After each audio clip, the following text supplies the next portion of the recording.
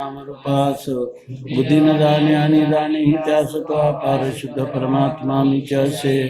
माझे अपार स्वरूप समुद्रावरती जणू तरंग ब्रह्मा विष्णू महेश गणपती विकुलरहित तैसेचे. जो सर्वज्ञ आणि दयाघन मुनी हृदय ज्याचे करीती ध्यान हे बुद्धी उपाधी करुण मिथ्या भान मजचे माझे होतसे. ज्याच्या अज्ञानी भाषे जगत साधुरीवरी सर्प दिसत हरी दोई ठाईना सर्प जगत ते स्वतंत्र आणि स्वयं ब्रह्मनिचे असे. पुरुषी सदैव निष्काम बोध प्राप्ती कारणे भजाराम तो मीच्या आत्माप्त काम तरी नमन कोणा करावे म्या. नित्यं स्वप्रकाशं व्यापकं नामरूपयोः अधिष्ठानं बुद्ध्यबोध्यं बुद्धेर्दृग्यत्तु निर्मलम् अपारं सर्ववेदान्त वेद्यं प्रत्यक्परं महा. अहं न मत्तोऽन्यत् इति मे निश्चिता मतिः.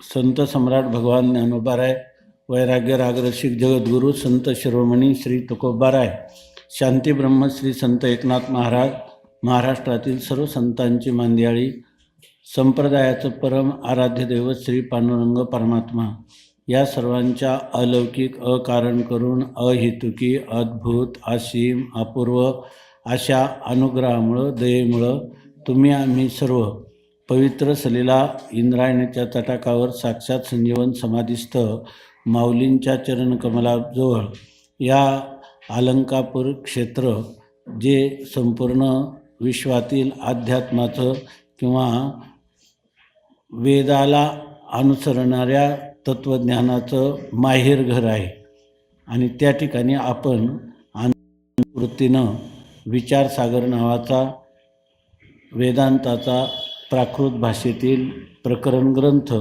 त्याच्या चिंतनाला प्रवृत्त झालो हे आपल्या जीवनातील भाग्य आहे. याचं कारण असं आहे की जोपर्यंत जीवाला दुःखाच्या आत्यंतिक निवृत्तीची आणि परमानंदाच्या प्राप्तीची इच्छा प्रत्येकाच्या अंतःकरणात विद्यमान आहे आणि त्या इच्छेची पूर्तता म्हणजे त्या इच्छेलाच काय म्हणतात मुमुक्षा म्हणजे मुमुक्षुत्व ज्याच्यामध्ये ही इच्छा आहे त्या पुरुषाला म्हणतात मुमुक्षू. अशा ह्या मुमुक्षूला जर खऱ्या अर्थाने परिपूर्ण समाधान शांती किंवा दुःखाच्या आत्यंतिक निवृत्तीपूर्वक परमानंदाची प्राप्ती हे फल वेदांताशिवाय दुसऱ्या कोणत्याही साधनाने मिळत नाही. आणि दुसरे अनेक साधनं केली तर त्याच्या काही अंशात तुम्हाला समाधान किंवा दुःख निवृत्ती झाल्याचं दिसेल, परंतु ती सर्व साधनं लयरूप निवृत्ती करणारी आहेत. दुःखाची आत्यंतिक निवृत्ती करणारं साधन फक्त वेदांत आहे, उपनिषद आहे. आणि लोकांना विषयाच्या माध्यमातून सुख मिळेलही, परंतु ते सुख परमसुख प्राप्त होत नाही. परमसुखाच्या प्राप्तीचं साधन हे सुद्धा जीवब्रह्मैक्य ज्ञान हेच आहे आणि ते जीवब्रह्मैक्य ज्ञान प्रतिपादन करणारं एकच शास्त्र आहे, ते म्हणजे वेदांत शास्त्र. आणि आपल्याला अशा प्रकारचे मुमुक्षुत्व आपल्या अंतःकरणात पूर्वपुण्याने जागृत झालं आणि जागृत झाल्यानंतर त्या ठिकाणी ही जी मुमुक्षुत्वाची परिपूर्णता करून देणारं किंवा आपल्या इच्छेची पूर्तता करून देणारं हे वेदांतशास्त्र विचारसागराच्या रूपाने आपल्या पुढ्यात आलं. हे आपल्या जीवनातलं भाग्य आहे. तर या ठिकाणी प्रथम तरंग समाप्त झालेला आहे. त्यामध्ये अनुबंध चतुष्टयाचा विचार केला, त्याच्यामध्ये अधिकारी सांगितला. तर त्या अधिकाऱ्याच्या विषयी अधिकाऱ्याचा असंभव असा पूर्वपक्ष केला गेला. द्वितीय तरंगात विस्ताराने त्याच्या संबंधाने शंका उपस्थित केली आणि विस्तारपूर्वक त्याचं विवेचन करून अधिकाऱ्याचा संभव आहे, जिज्ञासू हा या ग्रंथाचा अधिकारी आहे असं सिद्ध केलं. आता हा पूर्वपक्ष जो आहे तो विषयासंबंधाने असिद्धी करतो. जीव ब्रह्माची एकता हा या ग्रंथाचा विषय आहे, पण जीव आणि ब्रह्म यांचं कधीही ऐक्य घडू शकत नाही. जर जीव आणि ब्रह्माची एकता प्रतिपादन करतो ग्रंथ आणि ऐक्य तर होऊ शकत नसेल, कदापि होऊ शकत नसेल, तर अर्थातच ह्या ग्रंथाचा अध्ययन करून काही उपयोग नाही. त्यामुळं या ग्रंथातला विषयच असिद्ध आहे, म्हणून आताच हा ग्रंथ निष्फल आहे असं आम्ही सांगतो. तर त्यावर तो आता त्याचं समर्थन करतो. आम्ही जे म्हणतो ती केवळ प्रतिज्ञा करतो असं नाही, आम्ही तुम्हाला अनेक प्रकारच्या उपपत्ती उदाहरणांनी युक्तींनी पटवून देतो की जीव आणि ब्रह्माची एकता होऊ शकत नाही, आणि तोच नेमका तुमचा ह्या ग्रंथाचा विषय आहे असं तो म्हणतो. तर त्याच्यामध्ये जीव शब्द म्हटलं की जीवाच्या ठिकाणी अविद्या, अस्मिता, राग, द्वेष आणि अभिनिवेश हे पंचक्लेश असतात. त्याला हळूहळू तो असं सांगतो, हे जीवाचं स्वरूप जे आहे ते अशा प्रकारचं आहे, आणि नंतर सांगतो ब्रह्माचं स्वरूप शास्त्रामध्ये वर्णन केल्याप्रमाणे अशा प्रकारचं आहे, आणि दोघांचेही धर्म अत्यंत परस्पर विरोधी असल्यामुळं त्या दोघांचं ऐक्य होणं कधीही शक्य नाही, याविषयी तो विस्ताराने प्रतिपादन करीत आहे. तर पहिली गोष्ट त्यांनी सांगितली की जीवाच्या ठिकाणी पंचक्लेश आहेत. त्याच्यामध्ये पंचक्लेशामध्ये अविद्या सांगितली, ज्याच्यामध्ये अनित्य, मलिन आणि दुःखरूप पदार्थांच्या ठिकाणी सुखरूपता समजणं याला अविद्या असं म्हणतात. अस्मिता सांगत असताना आत्मा आणि बुद्धी यांच्यामध्ये भेद असताना एकत्व पाहणं याला म्हणतात अस्मिता.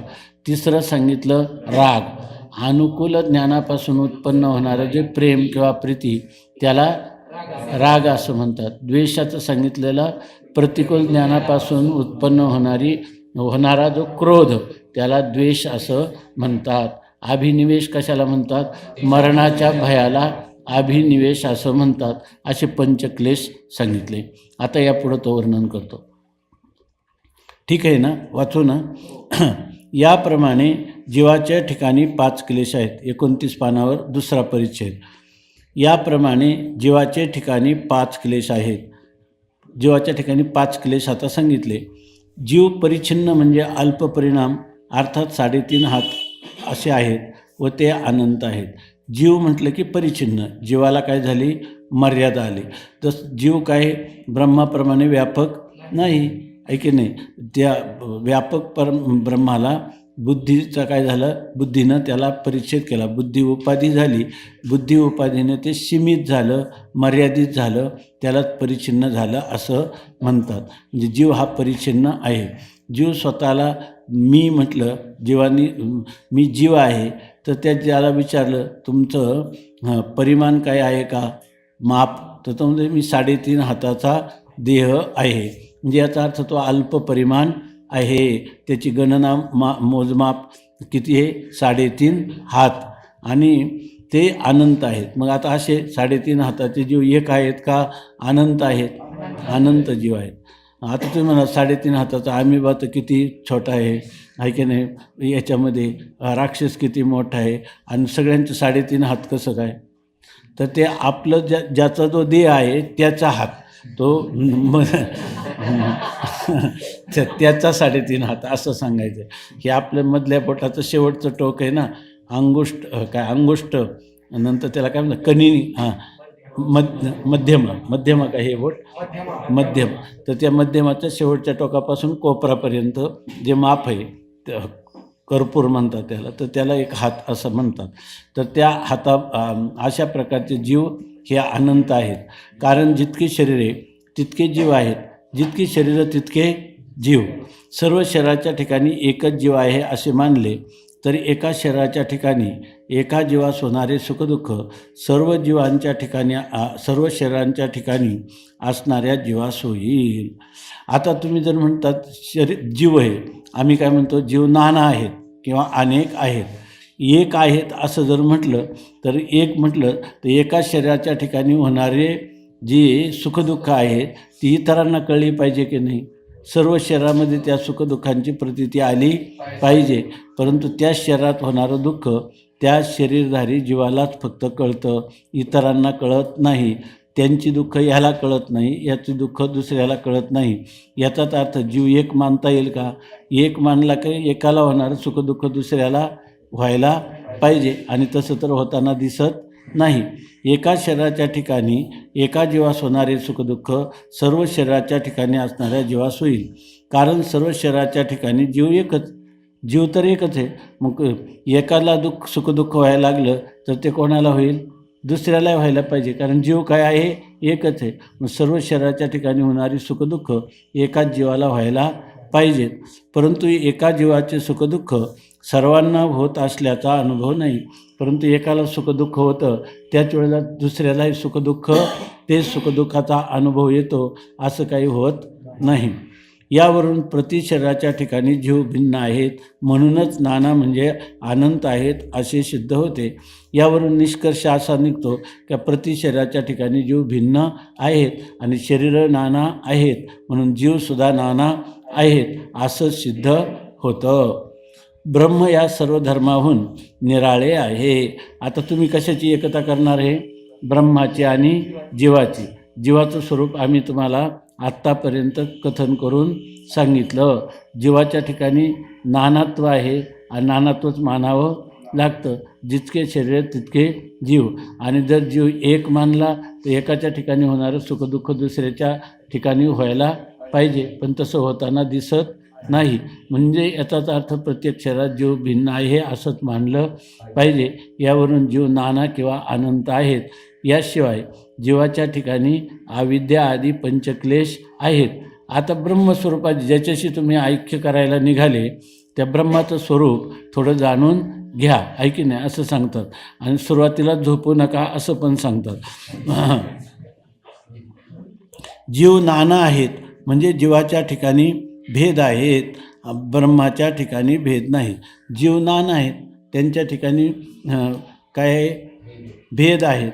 परंतु ब्रह्म आहे ते अनेक ब्रह्म आहे का? ब्रह्म एकम एव अद्वितीयम ब्रह्म, एकच ब्रह्म आहे. एकम एव, एकच आहे आणि अद्वितीय, त्याच्यासारखं दुसरं कोणतंही ब्रह्म नाही.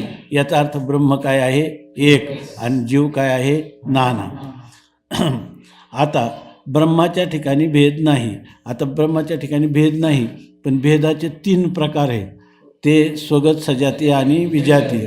त्याविषयी आता निरूपण करतात. जीवामध्ये भेद आहे, कारण का? तर जीवामध्ये भेद का आहे ते कारण म्हणण्यापेक्षा जीवामध्ये भेद आहे तर त्या भेदाचे काय प्रकार आहेत, तर त्या भेदाचे प्रकार सांगतात. एक प्रकार आहे स्वगत भेद, दुसरा आहे सजातीय भेद आणि तिसरा आहे विजातीय भेद. आता त्याविषयी सांगतात. स्वगत, सजातीय, विजातीय या रूपाने भेद 3 प्रकारचा आहे. स्वगत भेद म्हणजे पदार्थाच्या स्वरूपातील भेद. जसा वृक्ष एकच असतो, परंतु त्याच्या अंतर्गत पत्र, पुष्प, फल इत्यादिकांचा जो भेद तो स्वगत भेद. हा स्वगत भेद सावयव पदार्थात असतो. ब्रह्म सावयव नाही, म्हणून त्याचे ठिकाणी स्वगत भेद नाही. आता स्वगत भेद म्हणजे काय? तो पदार्थ एकच आहे, परंतु त्या एकाच पदार्थाच्या स्वतःच्या स्वरूपामध्ये असणारा भेद. जसा वृक्ष आहे, वृक्ष एकच आहे, पण वृक्षाच्या ठिकाणी भेद आहे. तो भेद कोणता आहे? स्वगत भेद आहे. स्वगत भेद म्हणजे त्या वृक्षाच्या एकच वृक्ष, पण वृक्षाच्या ठिकाणी स्वगत भेद आहे. म्हणजे काय? त्याच्या स्वतःच्या अंतर्गत भेद आहे. पत्र, पुष्प, फल हे जे काय त्याचं मूळ हे सगळं वृक्षाच्याच अंतर्गत आहे की नाही, पण भेद आहे की नाही? पण हा भेद कोणता आहे? स्वगत. स्वगत म्हणजे त्याच्या स्वतःच्या स्वरूपामध्ये किंवा स्वरूपाच्या अंतर्गत असणारा भेद. उदाहरणार्थ वृक्ष हा एकच आहे, पण त्याच्यामध्ये स्वगतादी आपलं स्वगत भेद आहे. आता ब्रह्माच्या ठिकाणी आणखी एक गोष्ट सांगतात की जेवढे पदार्थ सावयव आहे त्यांच्यामध्ये भेद आहे. हा पदार्थ सावयव आहे, हे पुस्तक सावयव आहे, त्यांच्यामध्ये भेद आहे. तर हा भेद जो आहे तो भेद स्वगत भेद हा जर तो पदार्थ सावयव असेल तर त्याच्यातच भेद असू शकतो, इतरामध्ये भेद असू शकत नाही.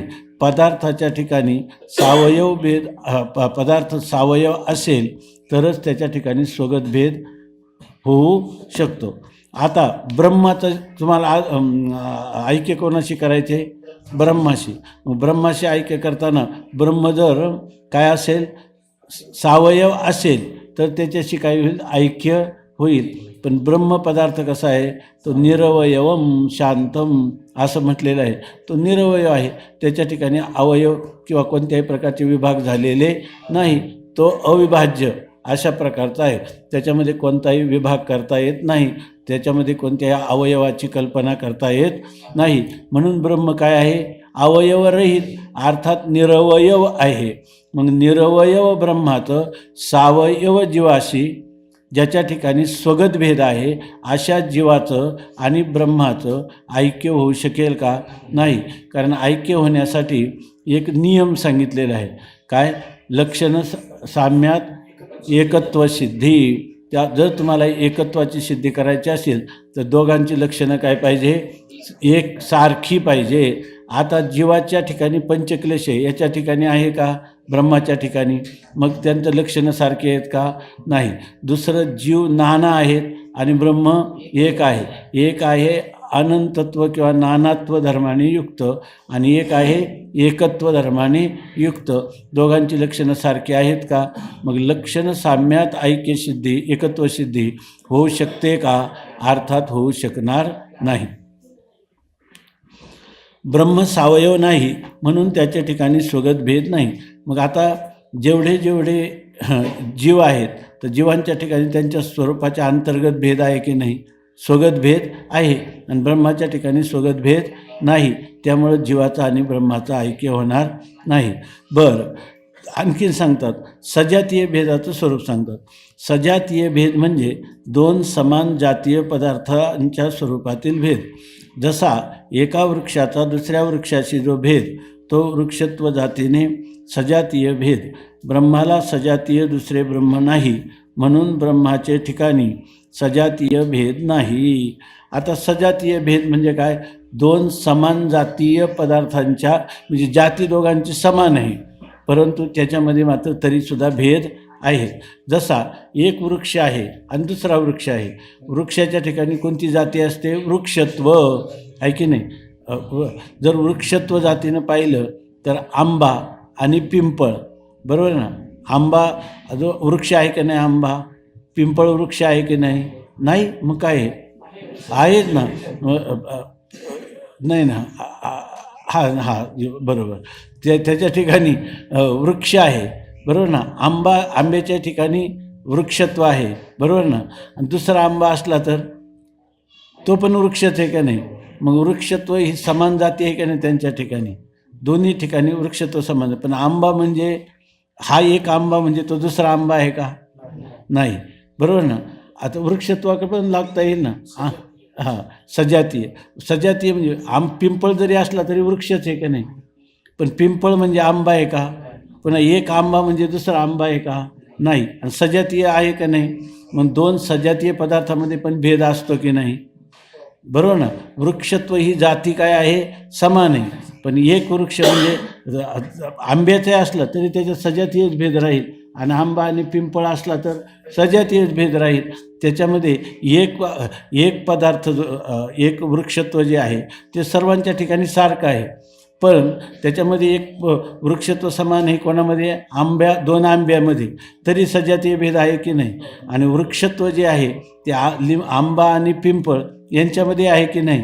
मग सजाती आहेत की नाही ते? तर ह्या एकाच्या ठिकाणी व्यक्तिभेद आहे. एका आंब्याच्या दुसऱ्या आंब्याशी भेद आहे. तो कोणता आहे? व्यक्तीनं भेद आहे. आणि हा दुसरा कोणता आहे? जातीभेद आहे. परंतु दोन्हींची जाती मात्र दोघांची एकच आहे. एकामध्ये ह्या आंब्यासारखा तो आंबा नाही, त्याच्यामध्ये काय? व्यक्तिभेद आहे. आणि आंब्यासारखा पिंपळ नाही, याच्यामध्ये कोणता भेद आहे? व्यक्तिभेदच. विजातीय भेद नाही म्हणा. व्यक्तिभेद का? सजातीय भेद. मग जाती मग याचा अर्थ एवढंच घ्यावा लागेल, वृक्षत्व हीच जाती घ्यायची आणि एका वृक्षाचा दुसऱ्या वृक्षाशी होणारा भेद त्याला काय म्हणायचं? सजातीय भेद. आणि हा घ्यायचा झाला तर मग काय करावं लागेल? विजातीय भेदच स्वीकारावा लागेल. जसं वृक्ष आणि पाषाण तसं पिंपळ आणि आंबा यांच्यामध्ये कोणता भेद आहे? पिंपळ पंचदशीमध्ये श्लोक आहे, वृक्षस्य स्वगतो भेदो पत्र पुष्प फलादेवी आणि वृक्षांतरात हां हां हे झाली ना उदाहरणं. आता वृक्षत्वात सजातीय भेद आहे की नाही? आता तुम्ही सांगितलं ना वृक्षत्व जातीनं काय आहे, वृक्षस्य स्वगतो भेदो, बरोबर ना. आणि वृक्षांतरात म्हणजे दुसऱ्या वृक्षापासून, पण दुसऱ्या वृक्षापासून म्हणजे त्याच जातीच्या वृक्षापासून का दुसऱ्या जातीच्या वृक्षापासून आहे त्या वृक्षांतरात एकच आहे ना. मग त्यांचा भेद जो आहे तो सजाती आहे. आणि त्याच्यात तुम्ही जर म्हटलं एका आंब्यापासून दुसऱ्या आंब्याचा भेद जर तुम्ही म्हटलं तर तोही भेद आहे. आणि आंब्याचा आणि पिंपळाचा हाही दोन भेद आहे. आता व्यक्तिगत भेद म्हटलं तर आंबा एका आंब्यावरून दुसऱ्या आंब्यामध्ये जो भेद आहे तो सजातीयच भेद आहे. आणि विजातीय भेद जो आहे दुसऱ्या पिंपळाशी तो सुद्धा काय आहे, सजातीय भेद. पण कोणतं पिप्पलत्व नाही घ्यायचं, हां अवच्छेदक आहे ते. पिप्पलत्व नाही घ्यायचं किंवा इथं आम्रत्व नाही घ्यायचं, असं वृक्षत्व घेतलं तर दोन्हीमध्ये काही सजातीयच भेद आहे. आता वृक्ष आणि काय सांगितलं तुम्ही पंचदशीचा पत्रपुष्प फलादिभी हा वृक्षांतरात सजातीय आणि विजातीय हा शिलादिभी. विजातीय भेद जो आहे तो शिला किंवा पाषाण यांच्यापासून त्याचा कोणता भेद होतो, विजातीय भेद होतो. तर तसंच आता पुढं सांगतात, जसा एका वृक्षाचा दुसऱ्या वृक्षाची जो भेद वृक्षत्व जातीने सजातीय भेद. वृक्षत्व जाती घेतली तर तो भेद कोणता, एका वृक्षाचा दुसऱ्या वृक्षाची असणारा भेद हा सजातीय भेद आहे. ब्रह्माला सजातीय दुसरे ब्रह्म नाही म्हणून ब्रह्माच्या ठिकाणी सजातीय भेद नाही. तशी ब्रह्मत्व ही काही जाती नाही की तिच्यामध्ये त्या ब्रह्मापासून दुसरं एखादं ब्रह्म आहे असं नाही. तसं जीवाच्या ठिकाणी सोगत भेद आहे की नाही, सावयव आहे म्हणून सोगत भेद आहे. आणि त्याच्या ठिकाणी जीवाच्या ठिकाणी जीवत्व ही जाती एका जीवापासून दुसऱ्या जीवाचा भेद आहे, तो भेद सजातीय भेद आहे. आता विजातीय भेद म्हणजे तर आता जीव आणि ब्रह्म यांची ऐक्यता जर करायची झाली तर स्वगत भेद असल्यामुळं जीवाच्या ठिकाणी त्याचं ऐक्य होत नाही. बरं सजातीय भेदही जीवामध्ये आहेत, बरोबर ना. एका जीवापासून दुसरा जीव काय आहे, भिन्न आहे, म्हणजे त्याचा अर्थ त्याच्या ठिकाणी सजातीय भेद आहे. आता विजातीय भेद म्हणजे दोन भिन्न जातीय पदार्थाच्या स्वरूपातील भेद. जसा वृक्षाचा पाषाणादिकाशी भेद तो विजातीय भेद. ब्रह्माप्रमाणे पारमार्थिक सत्तावान दुसरा पदार्थच नाही म्हणून विजातीय भेद नाही. एवढं लक्षात आलं ना आतापर्यंत. तर आता विजातीय भेदाचं सांगतात. म्हणजे विजातीय भेद म्हणजे भिन्न जातीचे दोन पदार्थ आहे. वृक्षाच्या ठिकाणी काय आहे, वृक्षत्व जाती आहे, बरोबर ना. आणि शिलेच्या ठिकाणी कोणती आहे, शिलात्व जाती किंवा पाषाणाच्या ठिकाणी पाषाणत्व जाती. आता हे दोन पदार्थ सजाती आहे का विजाती आहे, आणि दोन विजातीय पदार्थामध्ये भेद आहे का अभेद आहे, भेद आहे. आता तसा भेद कोणता आहे, जीवाच्या ठिकाणी, बरोबर ना. जीवाच्या ठिकाणी त्या इतर जे कोणी असतील त्यांचे जीवाचा आणि त्यांचा कोणता भेद आहे, विजातीय भेद आहे. आणि ब्रह्म जे आहे ते ब्रह्म सजातीय आहे का विजातीय आहे, ब्रह्माच्या ठिकाणी काही नाही, भेदच नाही. भेद का नाही तर ब्रह्माच्या ठिकाणी ब्रह्म एकच आहे, दुसरं ब्रह्मच नाही. जर याला काय म्हणतात की एखादा याच्यामध्ये जर अनेक वस्तूमध्ये एक धर्म राहत असेल तर त्याला काय म्हणतात, जाती म्हणतात, बरोबर ना. काय एकम नित्यम अनेकानुगतम सामान्यम जातीही असं सांगतात. ती जाती काय असली पाहिजे, एक असली पाहिजे, ती नित्य असली पाहिजे, अनेकांमध्ये अनुस्यूत असली पाहिजे, बरोबर. एकम नित्यम अनेकानुगतम आणि सामान्यम सगळ्यांमध्ये सारखी ती असली पाहिजे, तिला काय म्हणतात, जाती.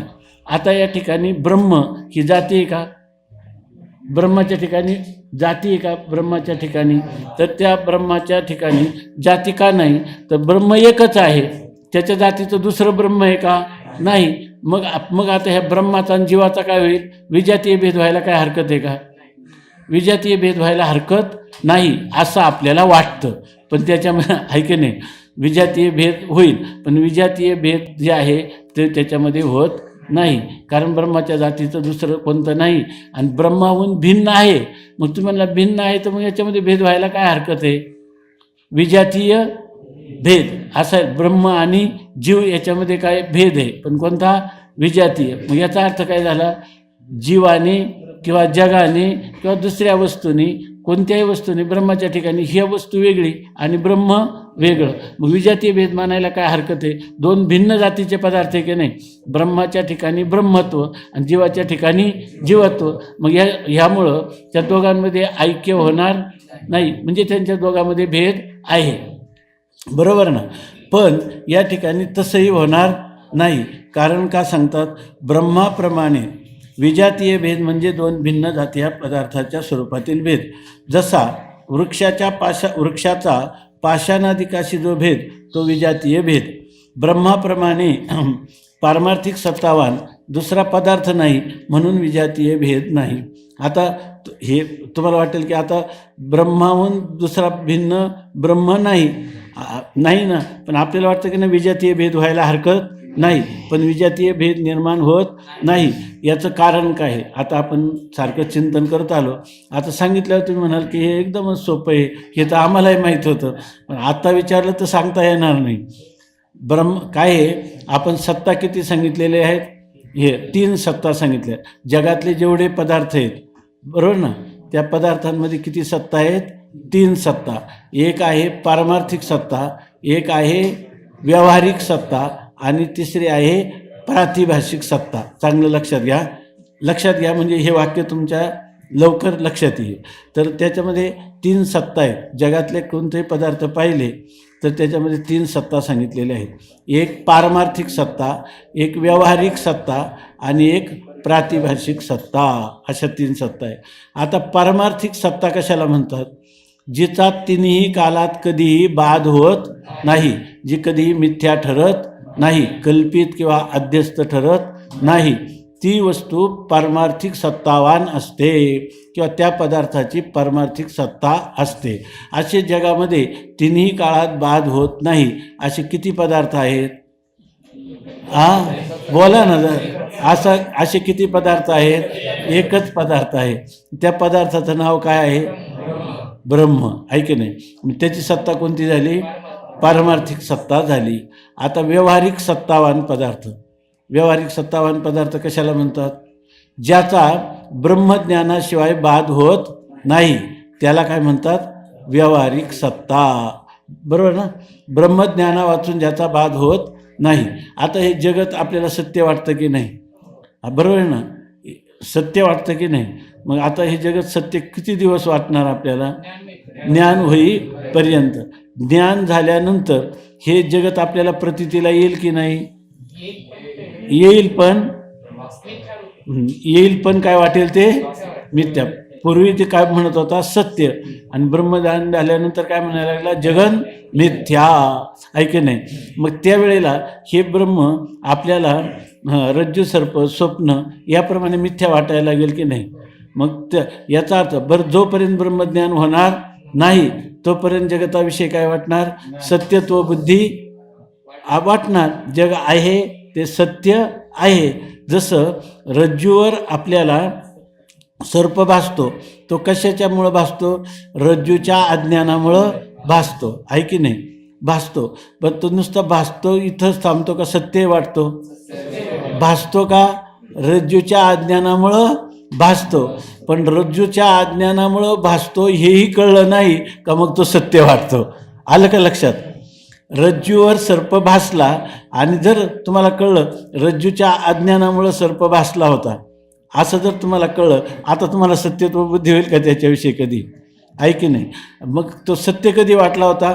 नाक फुटलं, पळाला, गुडघे फुटले का? सत्य वाटला म्हणूनच ना. मग ते सत्य का वाटलं? हा रज्जूच्या अज्ञानामुळं भासतो हे न कळाल्यामुळं तो सत्य वाटतो. आहे की नाही? तसं जोपर्यंत ब्रह्मज्ञान होत नाही तोपर्यंत जीवाला हे सर्व काय वाटतं? सत्यच वाटत असतं. आणि ब्रह्मज्ञान झालं की ते काय होतं? मिथ्या ठरतं. ठीक आहे ना? मग आता मिथ्या पदार्थ झाला, एक काय झालं? सत्य. आणि प्रातिभाषिक सत्ता कशाला म्हणतात? प्रातिभाषिक सत्ता ब्रह्मज्ञानाहून वाचूनही ज्याचा बाध होतो.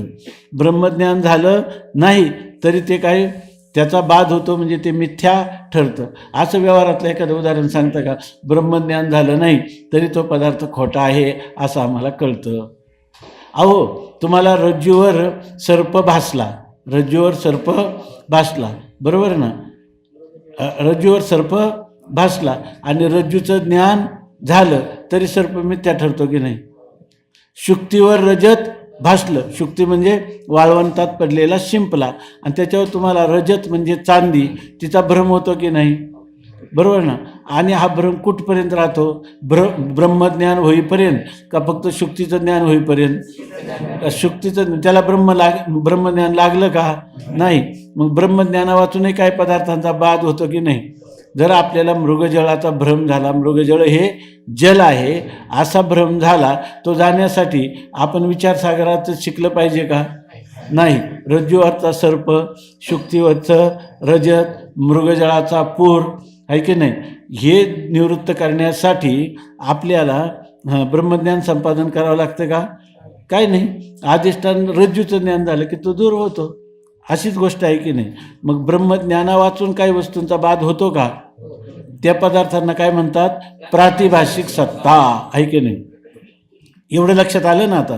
आता एक प्रक्रिया आपण बरेच वेळा पाहिलेली, आज पुन्हा डोळ्यापुढं आणा, की या ठिकाणी समान सत्तेत साधक बाधक व्यवहार होतो. समान सत्तेत म्हणजे जर आपल्याला स्वप्न आहे, स्वप्नाची सत्ता कोणती आहे? प्रातिभाषिक आहे, प्रातिभाषिक आहे की नाही? आणि ब्रह्माची सत्ता कोणती आहे? पारमार्थिक. स्वप्नातल्या पदार्थाची सत्ता कोणती आहे? स्वप्नातील पदार्थांची सत्ता कोणती आहे? स्वप्नातील पदार्थांची सत्ता कोणती आहे? बोला. असं तुम्ही म्हणा, मी म्हणलोच होतो, पण मी दुसऱ्यांदा म्हटलं तुम्ही का गप्प बसले? मग याचा अर्थ तुमचा विश्वास पूर्ण नव्हता, आहे की नाही? किती वेळा मी चुकीचं म्हणलं म्हणून ते काय बरोबर होणार आहे का? चुकीचं ते चुकीचंच आहे ना. तर काय चाललं होतं आपलं, की स्वप्नातल्या पदार्थाची सत्ता कोणती आहे आणि जागृतीतल्या पदार्थांची कोणती सत्ता आहे? हो, जागृतीतल्या पदार्थाची कोणती सत्ता आहे? सगळे एकाच वेळेला म्हणा, याच्यात काय शंका नाही ना, आहे की नाही? मग आता व्यावहारिक सत्ता आहे, ती व्यावहारिक सत्ता कशाला म्हणतात? जागृतीतल्या पदार्थांची व्यावहारिक सत्ता आहे असं तुम्ही नाव दिलं, आहे की नाही? पण नाव दिलं, परंतु त्याला व्यावहारिक सत्तावान पदार्थ जागृतीतले आहेत असं तुम्ही कशाच्या आधारावर म्हणतात? त्या याचं जे काही तुम्हाला लक्षण केलं व्यावहारिक सत्ता, त्या व्यावहारिक सत्तावान पदार्थ कोणाला म्हणतात? हां एक प्रातिभाषिक सत्तावान पदार्थ तुम्हाला कळले. काय कळले? कशाला म्हणतात प्रातिभाषिक सत्ता? काय बरं असं डोकं खाजवले नाही येणार, लक्ष दिले नाही, अगोदर लक्ष नाही दिलं बाहेर काही ना, मग डोकं खाजवल्यावरही पण नाही. आणि जर लक्ष दिलं, हा बोला. हा हा त्याला ते कोणते पदार्थ? ज्याला ब्रह्मज्ञानाची आवश्यकता नसते तरी त्या पदार्थांची निवृत्ती, ते कोणते पदार्थ आहेत? हां. आणि व्यावहारिक पदार्थ कोणते? ब्रह्मज्ञानानेच ज्याचा बाध होतो ते कोणते पदार्थ आहेत? जागृतीतले पदार्थ कोणते आहेत? जागृतीतले पदार्थ कोणते? ब्रह्मज्ञान झाल्यावर यांचा बाध होईल का? ब्रह्मज्ञाना वाचूनही यांचा बाध होईल?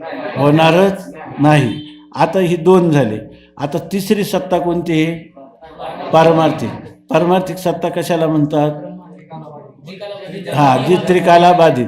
त्रिकालाबाधित म्हणजे तिन्ही काला जिचा बाध होतो ती, ज्याचा कोणत्याच कालात बाध होत नाही असं पक्क झालं पाहिजे ना. याच्यामध्ये तिन्ही कालात जिचा बाध होत नाही ती सत्ता कोणती आहे? पारमार्थिक. आता आपलं कशासाठी चाललं हे लक्षात घ्या. हे तर तुम्हाला आता झालंच का पहिलंच माहीत होतं? माहीतच होतं. तर आता सत्ता आहे, तर आपल्याला जागृती तहान लागली, बरोबर ना?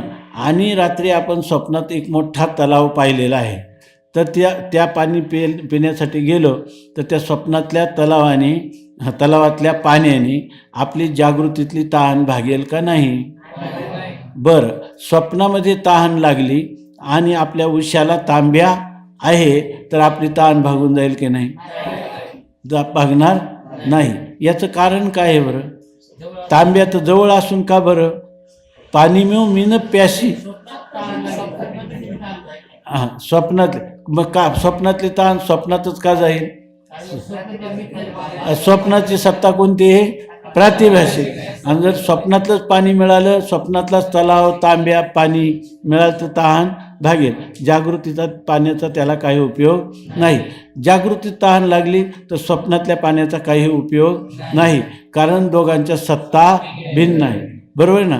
मग आपल्याला जर काही साधक व्यवहार असो किंवा विरुद्ध व्यवहार असो, स्वप्नातल्या शत्रूला मारायचं असो किंवा मित्राला भेटायचं असो, बरोबर ना, त्यावेळेला जागृतीतला शत्रू किंवा जागृतीतला मित्र तिथं काही कामाचा नाही, स्वप्नातलाच कामाचा आहे. आता मी प्रक्रिया सांगतो की याचा अर्थ असा म्हणता येईल का, समान सत्ता असेल तरच साधक बाधक व्यवहार होतो का? हेच बरोबर आहे का? हे बरोबरच आहे का? हेच बरोबरच आहेच आहे की नाही? मग काय होतं? समान सत्तेत साधक बाधक व्यवहार घडतो. आता इथं सांगा, आता हे जे जगत आहे ते जगत ह्या ब्रह्माला काहीतरी मर्यादा करेल का नाही? जगत ते कोणत्या सत्तेतले? व्यावहारिक सत्तेतले म्हणा, किंवा जर व्यावहारिक सत्ता ब्रह्मज्ञान झालं तर ते कोणत्या सत्तेत जाते? ती सत्ता प्रातिभाषिक होते. मग ब्रह्मज्ञान झाल्यानंतर किती सत्ता राहतात? दोनच राहतात. हा वा, चांगले, पण दोनच सत्ता राहतात. अगोदर काय होतं? 3 सत्ता होत्या. किती होत्या?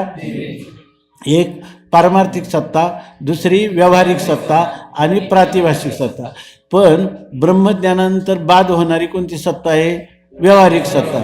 समजा तुम्हाला हे जगत मिथ्या आहे, जागृतीतलं जगत मिथ्या आहे असं जर तुम्हाला कळलं अधिष्ठान ब्रह्माच्या ज्ञानाने, त्यावेळेला जगत काय झालं? मिथ्या झालं. म्हणजे कसं झालं? प्रातिभाषिक झालं.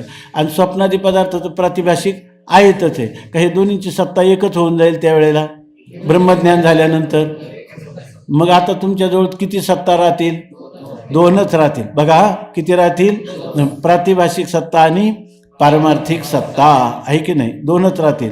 आता ही जी प्रातिभाषिक सत्ता म्हणतात, हा पदार्थ तुम्ही कल्पित आहे, प्रतिती मात्र आहे असं म्हणता, पण खरं अधिष्ठानाच्या ठिकाणी तो पदार्थ असतोच का नसतो? नसतो. हा भासू द्या त्याला तुम्ही प्रातिभाषिक सत्ता म्हणणं, पण त्याची सिद्धी होते का? कुठं अधिष्ठानात तो पदार्थ आधी होता का तुम्हाला भासण्याच्या पूर्वी? आता जेव्हा तुम्हाला भासला तेव्हा होता का? तेव्हा तरी अधिष्ठानात होता का? आता अधिष्ठानाचं ज्ञान झाल्यावर तरी राहिला का? नाही. मग सत्ता 3 आहेत का? सत्ता 2 आहेत का? सत्ता एकच आहे? नाथ महाराजांनी भारुडात काय सांगितलं? सत्ता धन्याची की जी माय बाप. धन्याची म्हणजे ब्रह्माची, आहे का ना? सत्ता कोणाची? फक्त ब्रह्माचीच सत्ता आहे, दुसरं काहीच नाही. असू द्या. आता आपल्याला काय चाललंय की ह्या ब्रह्माच्या ठिकाणी स्वगत भेद नाही, तर निरवय आहे.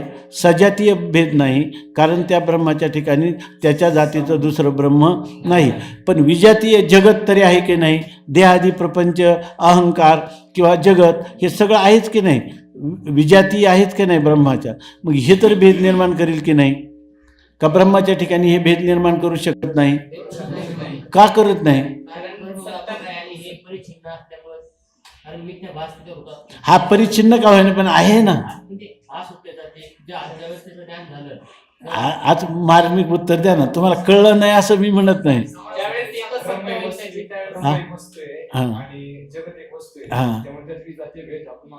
मानू शकतो, आहे की नाही? आणि इथं तर ते म्हणतात की जगाच्या ठिकाणी ब्रह्माला विजातीय भेद निर्माण करण्याचं सामर्थ्यच नाही म्हणतात. विजातीय भेद मानायचं त्यांना इथं, का विजातीय भेद ब्रह्माच्या ठिकाणी संभवू शकत नाही असं सांगायचं आहे? आणि आम्ही जर तुम्हाला म्हटलं कसं काय संभवू शकत नाही, त्याच्या ठिकाणी विजातीय जगत नाही का तिथं? विजातीय भेद निर्माण करायला काय हरकत आहे की नाही? ते ग्रंथकार म्हणतात की विजातीय भेदसुद्धा निर्माण करू शकत नाही. तुमचा जो जीव आहे ना, तो जीव ह्या कारण काय व्यापक असणाऱ्या परमात्म्याला काय केलं, जीवापासून भिन्न आहे ना, मग जीव हा एक जीवाने त्याचा एक तुकडा केला की नाही, मग त्याला परिच्छेद सीमा केली का नाही, एक ब्रह्मने एक जीव, असं होईल का नाही, आणि मगच विजातीय भेद मानता येईल. पण ते म्हणतात विजातीय भेदच नाही, त्याच्यामध्ये विजातीय भेद निर्माण करू शकत नाही. कोण विजातीय? जीव किंवा जगत किंवा ब्रह्माहून भिन्न असणारी कोणतीही वस्तू की जी तुम्ही म्हणता तिच्यामुळे विजातीय भेद निर्माण होतो, पण विजातीय भेद निर्माण करू शकत नाही. आता इतक्या वेळ काय बरं, इतकं रामायण ऐकल्यानंतर किमान रामाचं आणि सीतेचं बरोबर आपल्याला नातं तर सांगता आलंच पाहिजे की नाही? हां, जीवामध्ये ब्रह्म आहे नाही का, आत्मा, आणि चिंतन बरोबर आहे. आमच्या प्रश्नाचं उत्तर आहे की विजातीय भेद का निर्माण होऊ शकत नाही. हा, बोला. कशाची सिद्धी होत नाही? हां, म्हणजे काय नाही, म्हणून ते विजातीय नाही का विजातीय भेद निर्माण करू शकत नाही. का करू शकत नाही? ते सिद्धी होत नाही. तो दुसऱ्या मार्गात सांगा ना, जे चाललं ते खूप मोठं पुढची उडी आहे, त्याची सिद्धी होत नाही. त्याची सिद्धी होत नाही म्हणजे ते प्रातिभाषिक सत्तावान आहे. ते म्हणाले आम्ही तर तेच समजून बोलत होतो, पण तेवढा शब्द नव्हते ना बोलत. हां हां, समान सत्तेत साधक बाधक व्यवहार होतो. ब्रह्माची सत्ता आहे पारमार्थिक. बरोबर बोलतोय ना मी? हां हां, तुम्ही पार तितातीत झाले. आम्ही गुणातीताचं सांगत होतो, तुम्ही तितातीत झाले. तर याचा अर्थ असा की ही प्रक्रिया आपण ध्यानात ठेवायची. आपले गरिबी हटाव चालू आहे अजून, एकदम पुढचं नाही सांग. तर आपल्याला समान सत्तेत काय होतं, साधक बाधक व्यवहार होतो. अशी कितीही जगतं निर्माण झाली आणि किती जीव अनंत असले, ते सगळे काय आहेत, त्यांचं जीवत्व ब्रह्मस्वरूपाच्या दृष्टीनं काय आहे, मिथ्या आहे की नाही. आणि मिथ्या पदार्थ अधिष्ठानाला काही लाभहानी करत नाही, कारण समान सत्तेत साधक किंवा बाधक व्यवहार घडतो. इथं जीव ब्रह्मस्वरूपाला परिच्छेद करण्यासाठी जीवाची आणि ब्रह्माची सत्ता काय पाहिजे होती, एक पाहिजे होती, पण ती सत्ता एक नाही. आणि त्याच्यामध्ये काय आहे, जीवाच्या ठिकाणचं जीवत्व जे आहे ते कल्पित आहे आणि म्हणजे प्रातिभाषिक आहे. आणि प्रातिभाषिक सत्तेतला पदार्थ परमार्थिक ब्रह्माला काय कोणताही भेद निर्माण करू शकत नाही. तो जीवाच्या ठिकाणी भेद कल्पिला, तो कसा आहे, कल्पित आहे. कल्पिलेला आहे म्हणजे काय आहे, कल्पित. म्हणजे कल्पित भेद, बरोबर ना. कल्पित भेद हा वास्तव अभेदरूप परमार्थिक सत्तेतल्या पदार्थाला भेद निर्माण करू शकत नाही. म्हणून या ठिकाणी ब्रह्मामध्ये विजातीय भेद पण नाही. तसं इतर जे जीव आहेत त्या एका जीवाचा दुसऱ्या जीवाशी भेद आहे की नाही, जीवाचा ईश्वराशी भेद आहे की नाही. जीवाच्या ठिकाणी काय आहे, परिच्छिन्नत्व आहे आणि ब्रह्माच्या ठिकाणी परिच्छिन्नत्व नाही. दर परिच्छिन्न पदार्थामध्ये स्वगत भेद असतो, सजातीय भेद असतो, विजातीय भेद असतो. तर परमात्म्याच्या ठिकाणी स्वगत भेद नाही, कारण परमात्मा निरवयव आहे. सजातीय भेद नाही, कारण ब्रह्माच्या सारखं दुसरं ब्रह्माच्या जातीचं दुसरं ब्रह्म नाही. विजातीय भेद नाही, कारण विजातीय पदार्थ हे प्रातिभाषिक सत्तावान असल्यामुळं ब्रह्माची जशी त्रिकालाबाधित सत्ता आहे, तसा ब्रह्माला भेद निर्माण करण्यासाठी त्रिकालाबाधित दुसरा पदार्थ पाहिजे की नाही. असा पदार्थ ब्रह्म सोडून फक्त दोनच आहेत. एकच आहे. मग ब्रह्माला सोडून दुसरे पदार्थ किती आहेत आणखी? पारमार्थिक सत्तावान, पुन्हा लक्षात घ्या, एकदम सावध. पारमार्थिक सत्तावान ब्रह्माशिवाय पारमार्थिक सत्तावान असा दुसरा कोणता पदार्थ आहे? दोनच पदार्थ आहे का एक पदार्थ आहे? एकच आहे ब्रह्म. ब्रह्म सोडून दुसरा काही एक तरी आहे का नाही निदान? पण प्रातिभाषिक आहे ते ब्रह्माला भेद निर्माण करू शकतं का? नाही. का? जर ब्रह्माच्या सत्तेतलाच पारमार्थिक सत्तावान दुसरा पदार्थ असता तर त्यांनी केला असता का भेद निर्माण? मग माना ना, तो मानून काय करतो, तो सिद्धच होत नाही, आहे की नाही. आता तुमच्यावर नाहीच तर कसा, ना शास्त्राने सांगितला, ना युक्तीनं सिद्ध होत आहे की नाही, ना अनुभवाला सिद्ध होत, म्हणून असा पदार्थ मानण्यात काही अर्थच नाही. बरोबर आहे ना. मग आता आपले हे चाललंय का जीवाची आणि ब्रह्माची एकता घडेल का? जीवाची आणि ब्रह्माची एकता घडणार नाही. कारण हा चाललाय कोण? पूर्व पक्ष चाललाय का सिद्धांत पक्ष चाललाय? पूर्व पक्ष चाललाय. पूर्व पक्ष चालला. त्यांनी सांगितलं हा ह्या ब्रह्माप्रमाणे पारमार्थिक सत्तावान दुसरा पदार्थच नाही, म्हणून विजातीय भेद नाही. पुन्हा चांगलं लक्षात घ्या, हा कोणता पक्ष चाललेला आहे? पूर्व पक्ष चाललेला. ब्रह्माहून भिन्न आकाशादिक सृष्टी प्रत्यक्ष प्रतीत असूनही ती अनिर्वचनीय मिथ्या आहे, म्हणून तिची प्रातिभाषिक सत्ता आहे. तुम्ही म्हणाल ब्रह्म एक आहे आणि आकाशादी सृष्टी आहे की नाही? आकाश आहे, वायू आहे, अग्नी आहे, जल आहे, पृथ्वी आहे की नाही, अनेक माणसं आहेत, पशु आहेत, पक्षी आहेत, ही सृष्टी आहेत की नाही. मग ती ब्रह्माला विजातीय भेद निर्माण करू शकेल की नाही? अर्थात करू शकेल असं आपल्याला वाटतं. पण ते म्हणतात ह्या सृष्टीचं स्वरूप पहा. ब्रह्माचं स्वरूप पाहिलं का तिन्ही कालात बाद होत नाही. ब्रह्म कसं आहे? सुखम नित्यम, ते नित्य आहे. किंवा त्याला दुसऱ्या इथं मंगलाचरणामध्ये कोणता शब्द योजला सांगा बरं, हात वर करा. इथं ज्याला आम्ही नित्य म्हणतो त्याला आनंद, सत्य, प्रकाश, विभू आणि आधार नामरूपास, बुद्धी जाणे आणि न जाणेही त्यास, तो अपार शुद्ध परमात्मा मी असे. तर ह्या सगळ्या ओवीमध्ये इथं ज्याला ब्रह्माला त्रिकाला बाधित नित्य म्हणतात, त्या अर्थात तिथं नित्य शब्द तर आला नाही. मग कोणता शब्द आलाय? तो ज्याला सांगता येईल त्याने फक्त हात वर करा. मी पुन्हा म्हणतो, जो आनंद, सत्य, प्रकाश, विभू आणि आधार नाम रूपाचं, ह्या शब्दामध्ये नित्य अर्थाचा कोणता शब्द आलाय? ज्याला माहिती आहे त्यांनी हात वर करा. हां, सांगा महाराज तुम्ही कोणता? हां, बरं, यांचं म्हणणं जे बरोबर आहे हे ज्याला वाटतं त्याने हात वर करा. आता तुम्हाला हात वर करायला काय हरकत आहे? त्यांनी सांगितलं ना उत्तर. आता काय हात वर करायला? हां, हा कळालं नाही, पण लोकांना कळू नये आपल्याला कळालं नाही म्हणून, आहे की नाही? आपण हात वरच केला पाहिजे.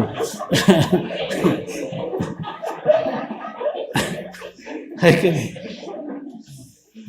आता म्हणून ब्रह्माहून भिन्न आकाशादिक सृष्टी प्रत्यक्ष प्रतीत होत असूनही ती अनिर्वचनीय मिथ्या आहे. मग मिथ्या पदार्थ कधी सत्य पदार्थाला द्वैत किंवा आपलं स्वतःचं अस्तित्व सिद्ध करील का? त्याला विरोध करील का? त्याला काही मदत करील का? काहीच करणार नाही. कारण तो पदार्थ कसा आहे? अनिर्वचनीय मिथ्या आहे. अनिर्वचनीय मिथ्या म्हणजे त्याला सत म्हणता येतं का? असत म्हणता येतं का? पुन्हा ती एक प्रक्रिया मला वाटतं नसेल सांगितली तर आज थोडीशी सांगतो, पुढे येणारच आहे. जो पदार्थ तिन्ही कालात बाद होत नाही त्याला काय म्हणतात? असत. त्याला काय म्हणतात? सत. जो तिन्ही कालात बाद होत नाही त्या पदार्थाला म्हणतात सत. असत कशाला म्हणतात? जो एकदम शून्य रूप आहे. वंद्यापुत्र आपल्याला माहिती आहे की नाही? का आपल्या मुखातच आहे? फक्त मुखात आहे. वंद्यापुत्र नावाचा पदार्थ आहे का कुठं? बरं, आकाश पुष्प तरी पाहिले का नाही? का ते नाही पाहिलं? ते पण पाहिलेलं नाही. का ते असतच आहे? बरोबर ना. मग सत जो पदार्थ आहे, असत पदार्थ कळा. आता एक पदार्थ आहे सदसत, सत पण आहे आणि असत पण आहे. असा एखादा पदार्थ पाहिला का? तो सत्य पण आहे आणि असत्य पण आहे. असत जगामध्ये एकच पदार्थ, सत म्हणजे असणं आणि असत म्हणजे नसणं. तर मी आता या ठिकाणी म्हणायला लागलो, तुम्हाला मी खात्रीनं सांगतो हे अगदी बरोबर आहे, मी सिद्ध करून दाखवणार आहे. आत्ता याच ठिकाणी गडद अंधकार आणि प्रखर प्रकाश दोन्ही ह्या व्यासपीठावर विराजमान आहेत. आणि हे माझं म्हणणं दगडावरच्या रेघे इतकं खरं आहे. असं जर मी म्हटलं तर तुम्ही सर्वजण मान्य करालच की नाही? तुम्ही म्हणाल ज्या अर्थी व्यासपीठावर बोलतात त्या अर्थी यांचं बोलणं काय आहे? ठीकच आहे. तुम्ही एक सत्प्रवृत्त असल्यामुळे तुम्ही मानाल नाही का? नाही मानणार. मग तुम्ही काय म्हणणार? आत्तापर्यंत ठीक होतं पण यांना एरवड्याला घेऊन गेलं असंच म्हणणार की नाही? त्याचं कारण जर विचारलं का म्हणून असं, तर तुम्ही काय सांगणार? सत आणि असत हे परस्पर विरोधी धर्म आहेत. ते अंधकार आणि प्रकाशाप्रमाणे विरोधी धर्म आहे. एकाच अधिकरणात एकाच कालात दोन परस्पर विरोधी धर्म एकत्र कधीही राहणं शक्य नाही. मग आता सत कळालं, असत कळालं, सत आणि असत कळालं, बरोबर आहे ना. तसं हा पदार्थ सद असत आहे असं म्हणता येईल का आपल्याला? एकतर सत म्हणा नाहीतर असत म्हणा. सतही आहे आणि असतही आहे असं म्हणणं म्हणजे काय आहे? वेडीला सासर आणि माहेर सारखं वाटतं त्याप्रमाणे, आहे की नाही. म्हणजे वेडाशिवाय ही गोष्ट होऊ शकत नाही. मग आता हे जे जगत आहे ते सत म्हणावं तर ब्रह्मज्ञान झालं की बाधित होतं, असत म्हणावं तर दिसल्याशिवाय राहत नाही, आहे की नाही. मग सत म्हणता येतं का? नाही. असत म्हणता येतं का? नाही. मग सदसत म्हणा. सदसत म्हणता येत नाही, कारण दोन परस्पर विरोधी धर्म एका ठिकाणी एकाच कालात राहू शकत. मग आता काय आहे हे? फक्त काय आहे? सद आणि असत दोन्हीहूनही विलक्षण असं त्याला म्हणतात अनिर्वचनीय. सांगता सत किंवा असत किंवा सदसत ह्या शब्दाने सांगता येत नाही, पण दिसल्याशिवाय राहत नाही. पण अधिष्ठान ज्ञानाने बाधित झाल्याशिवाय राहत नाही. अधिष्ठान ज्ञानाने बाधित होतं म्हणून सत म्हणता येत नाही, बरोबर आहे ना. आणि प्रतितीला येतं म्हणून त्याला काय म्हणता येत नाही? असत म्हणता येत नाही. अशा प्रकारचं हे सदसद विलक्षण, याला वेदांताची परिभाषा आहे. सदसद विलक्षण अनिर्वचनीय मिथ्या असा हा पदार्थ आहे, बरोबर आहे ना. मिथ्या असा हा पदार्थ आहे. मग आता ब्रह्माहून भिन्न जी आकाशादिक सृष्टी आहे ती सृष्टी आहे का नाही? सत आहे का असत आहे? सत आहे का असत आहे? का सतासतनं विलक्षणच आहे की नाही? सत आहे का असत आहे का सदसत आहे? सत पण नाही असत पण नाही, सत आणि असताहून विलक्षण आहे. आणि असे पदार्थ कोणते? आता स्वप्न आहे, बरोबर ना. स्वप्नाला सत्य म्हणता येईल का? जागे झाल्यावर राहत नाही. बरं, त्याला असत म्हणता येईल का? स्वप्नात पाहिलं प्रत्यक्ष, आहे की नाही. व्याघ्र सिंह काही सगळे दिसतात ना, पण जागृती आल्यावर राहतात का? नाही. मग त्यांना सत म्हणता येईल का? असत म्हणता येईल का? नाही. मग त्यांचं स्वरूप काय? फक्त प्रतिती मात्र, फक्त आपल्याला त्यांचं ज्ञान होतं, दिसतात, एवढं खरं आहे. पण दिसतात पण ते सत्य सिद्ध होत नाही आणि असतही सिद्ध होत नाही, म्हणून ते काय आहेत? अनिर्वचनीय मिथ्या. तशी ब्रह्माहून भिन्न असणारी आकाशादिक सृष्टी ही आपल्याला फक्त प्रतिती मात्र आहे. ब्रह्मज्ञान झाल्यानंतर ही जी सत्ता ही कोणती होते? मिथ्या ठरते. स्वप्नातल्या पदार्थांची ब्रह्मज्ञाना वाचूनही मिथ्या असते. ते पदार्थ आपल्याला कधी त्रिकालाबाधी सत्य वाटतात का? ब्रह्मज्ञान झाल्यानंतर हे वाटतील का? नाही. बरं, हे वाटत नाही. प्रतितीला येतात म्हणजे फक्त मुखाने, त्याला म्हणतात वाचारंभणं नामधेयो मृत्तिकेत्येव सत्यम असं उपनिषद सांगतात. ही फक्त वाचारंभण म्हणजे वाणीत उच्चारण्याचा शब्द आहे. जसा वंद्यापुत्र नावाचं कुठं आहे का? मग वाणीत आला का नाही तुमच्या? फक्त वाणीत आला एवढंच याचं असते, तत्वतः तो पदार्थ नाही ते. मग असं जरी आकाशादिक सृष्टी कितीही असली तरीसुद्धा ती मिथ्या असल्यामुळं ब्रह्माला विजातीय भेद निर्माण करण्याचं सामर्थ्य तिच्या ठिकाणी आहे का? अर्थातच तिच्या ठिकाणी ते सामर्थ्य नाही. मग ब्रह्माच्या ठिकाणी विजातीय भेद आहे का? नाही. जीवाच्या ठिकाणी आहे का? नाही. जीवाच्या सध्या आपलं चिंतन चाललंय म्हणून त्याच्या ठिकाणी जीवाच्या लक्षात तो ब्रह्मच आहे, त्यामुळे ते नाही सांगायचं इथं. या स्थूल बुद्धीच्या माणसाला जेव्हा परमार्थाचं चिंतन करायला वेदांताचं प्रवृत्त होतं त्यावेळेला समजून देताना हळूहळू त्याला अंतरंग सूक्ष्म बुद्धी करत करत त्याला आपल्या स्वरूप स्थितीपर्यंत पोहोचवण्यासाठी ह्या लेखकांचा हा प्रयत्न असतो. ब्रह्माहून भिन्न आकाशादिक सृष्टी प्रत्यक्ष प्रतीत होत असूनही ती अनिर्वचनीय मिथ्या आहे, म्हणून तिची प्रातिभाषिक सत्ता आहे. म्हणजे सत्ता भिन्न आहे. सत्ता भिन्न आहे का नाही?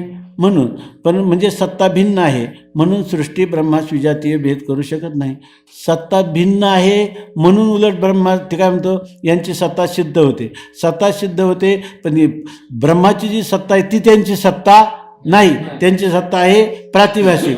त्यामुळं ती ब्रह्माहून विजातीय भेद असूनही त्याची सत्ता भिन्न असल्यामुळं, सत्ता भिन्न आहे म्हणून विजातीय भेद होतो का सत्ता भिन्न आहे म्हणूनच विजातीय भेद सिद्ध होत नाही? हां, असं आहे त्याचं. त्याला काय वाटतं याची सत्ता आहे या पदार्थांना, मग आता हे याच्यामध्ये काय करतील, विजातीय भेद निर्माण करतील. पण करू शकतील का? का नाही करणार? हा म्हणतो सत्ता भेद आहे म्हणून विजातीय भेद होईल, पण सत्ता भेद आहे, पण समान सत्तेत साधक बाधक व्यवहार होत असल्यामुळं, यांची सत्ता भिन्न असल्यामुळं हे पदार्थ कधीही पारमार्थिक सत्तावान ब्रह्माला विजातीय भेद निर्माण करू शकणार नाहीत. मग ब्रह्मामध्ये विजातीय भेद आहे का? बरं, विजातीय पदार्थ करू शकतात का आकाशाधिक सृष्टी? का करू शकत नाही? ते काय आहे? काय बोला, काय म्हटले ते प्रतिती मात्र आहेत, आणि त्यांची सत्ता कोणती आहे? व्यावहारिक म्हणा, किंवा इथं म्हणायचं झालं तर प्रातिभाषिक असं म्हणायचं. बरं, व्यावहारिक असले तरी त्यांनी ब्रह्माला भेद केला असता का? कारण ब्रह्मज्ञान झाल्यावर त्याचं काय होतो? बाध होत. आणि आम्ही म्हटलं का व्यावहारिक सत्ता याची आहे पारमार्थिक सत्ता आणि याची आहे व्यावहारिक सत्ता, तरीसुद्धा त्यांच्यामध्ये भेद आहे का? त्यांच्यामध्ये व्यावहारिक सत्ता तरी त्या ठिकाणी भेद निर्माण करील का? नाही, कारण व्यावहारिक सत्ता तरी नित्य आहे का? दीर्घकालात अबाधित आहे का? ती व्यावहारिक सत्ता कधी बाधित होईल? ब्रह्मज्ञान झाल्यावर बाधित होईल, आहे की नाही?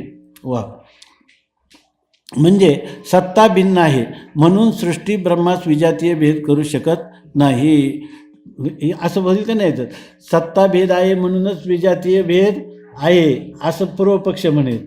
आम्ही काय त्याला म्हणू, सजातीय भेद आहे आपलं, सत्ता भेद आहे नाही, सजातीय भेद आहे म्हणून यांच्या ठिकाणी काय होईल? ब्रह्माला भेद निर्माण करू शकेल, सजातीय भेदवान पदार्थ. आम्ही म्हणतो ज्या अर्थी तो सजातीय भेद आहे ना, तो भेद सत्ता भिन्न असल्यामुळं विजातीय भेद निर्माण करू शकत नाही. तेच उत्तर फक्त जाणून दिलं आणि न जाणता देतो, एवढाच फरक आहे ना, दुसरा काय फरक आहे त्याच्यामध्ये? सर्वत्र परमात्माचे म्हणून प्रातिभाषिक सत्ता जरी सत्ता भेद असा केला तरी पण तत्वता सत्ता भेद करायला त्याचं सामर्थ्यच नाही. तत्वता सत्ता भेद नाहीच आहे, कारण तो पदार्थच नाही. तुम्ही सांगितलं हां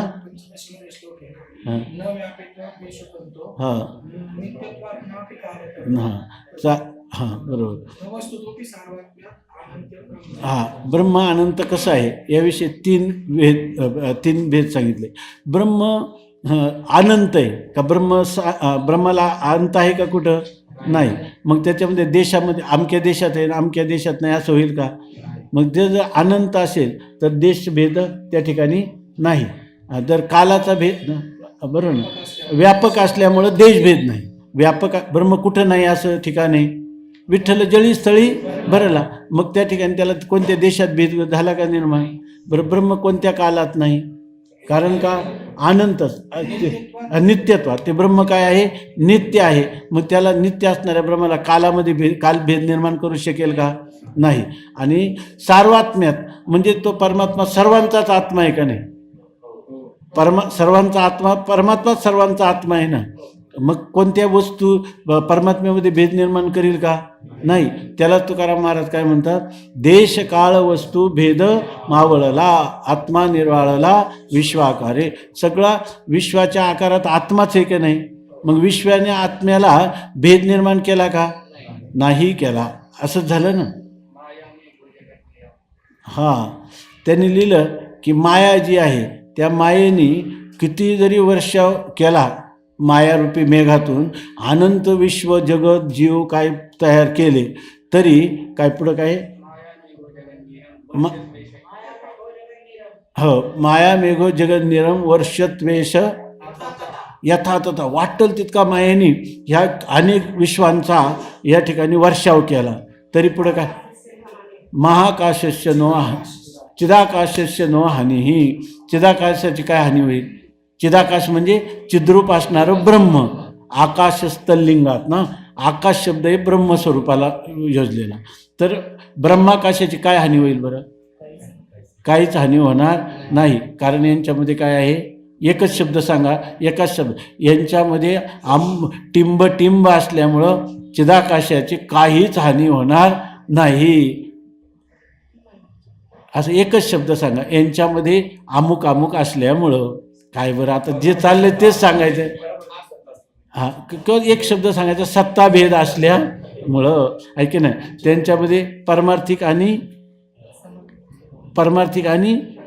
पार्थिभाषिक सत्ता असल्यामुळं प्रातिभाषिक सत्तावान पदार्थाचा पारमार्थिक सत्तावान पदार्थाच्या ठिकाणी कोणत्याही प्रकारचा परिणाम होत नाही. लाभ होतो का हानी होते? काहीच होत नाही. आमची गोळी घ्या. हां आमची पण एक गोळी घ्या. हां घ्या आत्मयाच्या भाका आत्मयाच्या भाका न पडेची दुसरी रेखा. आत्मयाच्या भाका न पडीची दुसरी एक अमृतानुभवातली होय का? तर त्याच्यामध्ये सांगितलं विश्वासे का भरलास? विश्वासे का भरलास. जरी सगळ्या विश्वामध्ये तो परमात्माच भरलेला आहे ना, तो त्यामुळं आत्म्याच्या ठिकाणी दुसरी रेखा आहे का? म्हणजे अज्ञान कार्य जगत असा काही भेद करायला, मर्यादा करायला, आत्म्याला मर्यादा करायला दुसरं काय आहे का पदार्थ एखादा? तर कोणताच पदार्थ नाही. याला म्हणतात अजातवाद. याला काय म्हणतात? सर्वात मोठ्या अधिकाऱ्याला कोणता वाद सांगितला वेदांताने? अजातवाद सांगितला. तो अमृतानुभवामध्ये हे अजातवाद सांगितलं. ते म्हणतात आत्म्याची भाषा करताना दुसऱ्या पदार्थाला पुसटची देखील आत्म्याला परिच्छिन्न करण्यासारखी मर्यादा किंवा मर्यादा रेखा त्याला कुठं करताच येत नाही. अशा प्रकारची स्थिती. ह्या गोष्टी कळल्या तर मग तुम्हाला अमृतानुभव, चांगदेव 65 याचं खरं रसास्वादन करता येतं किंवा आनंद घेता येतो. हे माहीत नसलं तर किती वेळा वाचा, किती वेळा ऐका, तरीसुद्धा आपल्याला त्याचं मार्मिक रहस्य कधीच ध्यानात येत नाही. मग आल्यावर आपल्याला वाटतं का बरं झालं की आपल्याला विचारसागर, वृत्ती प्रभाकर, पंचदशी यांचं चिंतन झालं म्हणून आपल्याला अमृतानुभव कळायला लागला असं वाटतं. आता बघा, म्हणजे सत्ता भिन्न आहे म्हणून सृष्टी ब्रह्मास विजातीय भेद करू शकत नाही. दोघांची सत्ता काय आहे? भिन्न आहे. सत्ता म्हणजे अस्तित्व, विद्यमानत्व, ते भिन्न. एकाचं प्रातिभाषिक आहे, एकाचं पारमार्थिक आहे. या प्रकारे स्वगत सजातीय विजातीय भेदरहित ब्रह्म एक आहे. आता याच्यावरून काय झालं? ब्रह्माच्या ठिकाणी स्वगत भेद आहे का सजातीय भेद आहे का विजातीय भेद आहे? तिन्ही भेद नाहीत. आणि असं असणारं ब्रह्म काय आहे? एक आहे. मग त्या एकपणामध्ये द्वैत कोणीच निर्माण केलं नाही का? कारण का केलं नाही? सत्ताभेद आहे म्हणून. त्यांच्यामध्ये काय आहे? सत्ताभेद आहे. यावरील विवेचनावरून खाली लिहिल्याप्रमाणे जीव आणि ब्रह्म यांचे परस्पर विरोधी धर्म आहेत. याच्यावरून जीव आणि ब्रह्म यांचे परस्पर विरोधी धर्म झाले की नाही? बरोबर आहे ना? ब्रह्म एकच राहिलं, जीव नाना झाले. ब्रह्म क्लेशमुक्त आहे, ब्रह्माच्या ठिकाणी क्लेश नाही. आणि अविद्यादी पंचक्लेश कोणाच्या ठिकाणी? जीव अनंत आहे आणि जीवाजीवामध्ये भेद आहे. स्वगतही भेद आहे, सजातीय भेद आहे, विजातीय भेद आहे. आणि ब्रह्मस्वरूपाच्या ठिकाणी स्वगतही भेद नाही, सजातीय भेद नाही आणि विजातीय भेद. नंतर जीव कसा आहे? परिच्छिन्न आहे आणि ब्रह्म हे व्यापक आहे. या प्रकारे हे झाले जीवाचे धर्म. जीव आणि ब्रह्म यांच्यामध्ये परस्पर विरोधी धर्म आहेत. जीवाचे धर्म क्लेशयुक्त म्हणजे दुःखयुक्त, अनंत म्हणजे भेदयुक्त, नंतर परिच्छिन्न आणि ब्रह्मावर आरोपित धर्म. हे आरोपित धर्म का म्हटले?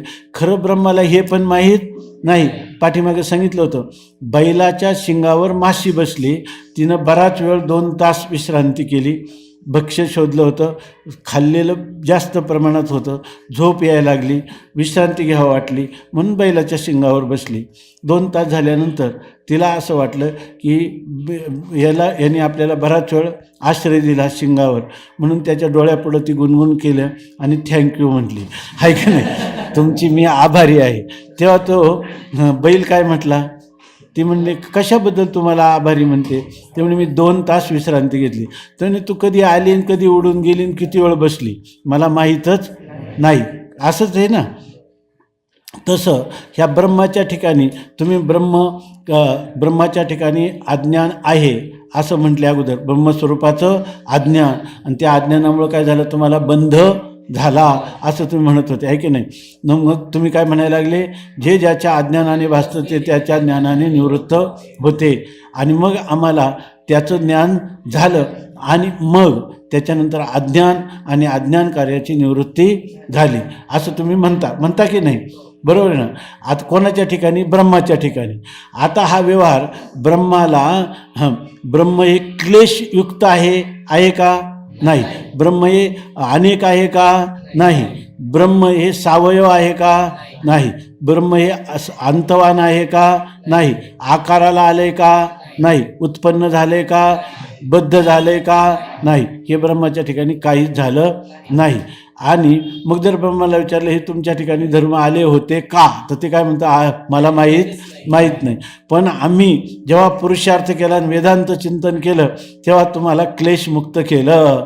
हां, ते म्हणतो तुझा भ्रम गेला असेल, आहे की नाही, तुझ्या चिंतनाने फार तर तुझा भ्रम घालवला असेल, पण मी कधी बद्धच झालो नव्हतं तर मुक्त कसा होईल?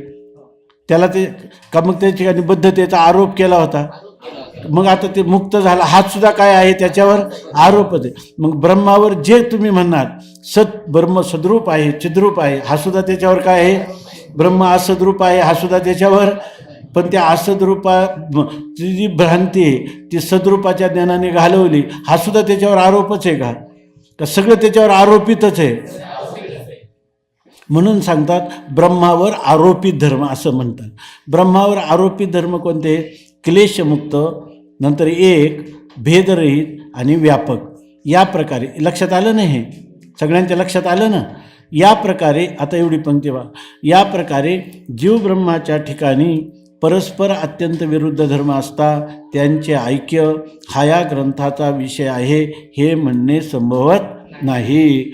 आता जीव आणि ब्रह्माचा परस्पर अत्यंत विरुद्ध धर्म आहेत की नाही, मग यांचं ऐक्य घडेल का? घडणार नाही असं कोण म्हणतो? पूर्वपक्ष. बरोबर ना? मग आपल्याला काय वाटतं, आता पूर्ण विषय संपला. काय? विषयाची असिद्धी. जीव आणि ब्रह्माचं ऐक्य होऊ शकत नाही आणि हा या ग्रंथाचा विषय आहे. परंतु हा पुढं आहे ना, त्याला म्हणतात अभ्युपेत्य परिहार. म्हणजे पूर्वपक्षाने सिद्धांत पक्ष पुढं काय म्हणणार आहे हे अगोदरच सांगतात. या आम्ही एवढं बोललो ना, तुम्ही काय काय उत्तर देणार आहे तुम्हाला करायची गरजच नाही, आम्हीच सांगतो तुम्ही काय काय उत्तर देणार आहे. पण त्याचंही आम्ही तुमचं बारसं जेवलेलं आहे, त्यामुळं त्याची खंडन कसं आहे ते तुम्हाला आम्ही आधी सांगतो, म्हणजे पुढं तुम्हाला बोलण्याची वेळच येणार नाही. तुम्ही सपशेल सिद्धांत पक्ष काय करेल? माघार घेईल. अशा प्रकारचे युक्तिवाद पुढं सांगणार आहेत. उद्या पाहू. पुंडलिक वरदा हरी विठ्ठल श्री ज्ञानदेव तुकाराम ज्ञानेश्वर महाराज की जय. महाराज की जय.